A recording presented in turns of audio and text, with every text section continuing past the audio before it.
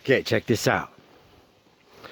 This is a 20 by 90 foot caterpillar tunnel, high tunnel, and everything is in seed from last winter. And so this is celery put in on a crown. If you look down there, you can see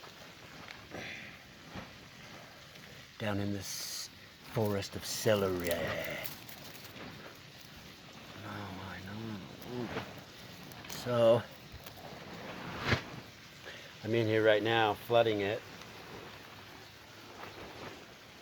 and we've got all kinds of seed happening. This is wasabina, which is a Chinese mustard green. So a big part of what we do here, specifically in this nursery, is we're cycling seed and growing seed. We're looping it. So every time it goes around 1 year, it's a 1-year-old seed, then it's a 2-year-old seed, then it's a 3-year-old seed. And so that's what heirlooming is they're heirs of a loom, and the loom is time. And so plants gain intelligence every time they loop, so we're putting the same seeds back in year after year after year, not buying new seed. Look at those stalks. So yeah, this is the first time I've grown celery, and I'm gonna cycle it 3 or 4 times before I even put it out to the shareholders, to give it a chance to shed its genome, any genome modifications that might have happened to it. And plus it's homing it to this particular area, and it'll become more disease resistant, more hardy, and more home to the area that it's in. And then I'm going to spread it through all of the gardens that we network with in Kanab, that are the community gardens. So we got literally celery everywhere, but this is where it starts, is in the seed nursery.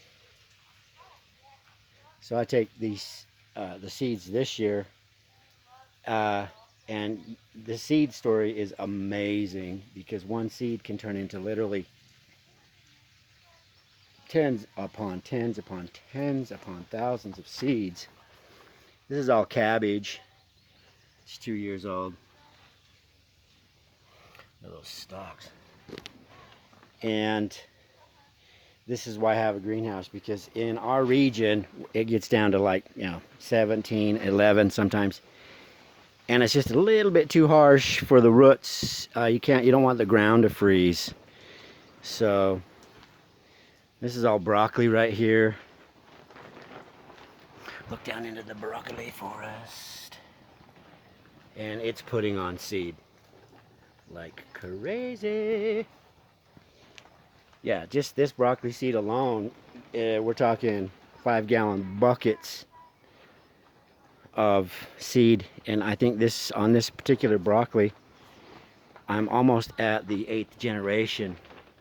So inside this little seed pod right here, okay, is, I've counted them, sometimes 28, sometimes 37 seeds that are each individual broccoli plants. So you get the idea. There's a lot of seed here. Plus we're constantly harvesting it through the cycle. And when it gets done seeding, look at that stalk. Just cut it back. Just leave the root, and it'll just keep on going. It just keeps on going and going. And going and going and going and going. So you get the idea. Small greenhouses are really problematic because they're hot and so fast that it's like the smaller the greenhouse, the more you've got to be attentive to it, or it will. It's like, it's a microwave oven for baby plants, So you got to have height. That's what a cat tunnel gives you. A high tunnel gives you a lot of airflow. So it's more moderated inside without you having to babysit it. That's all arugula seed.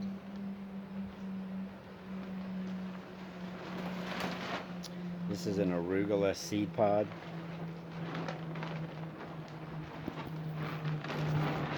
So this plant right here, look at it on me. It's almost up to my neck.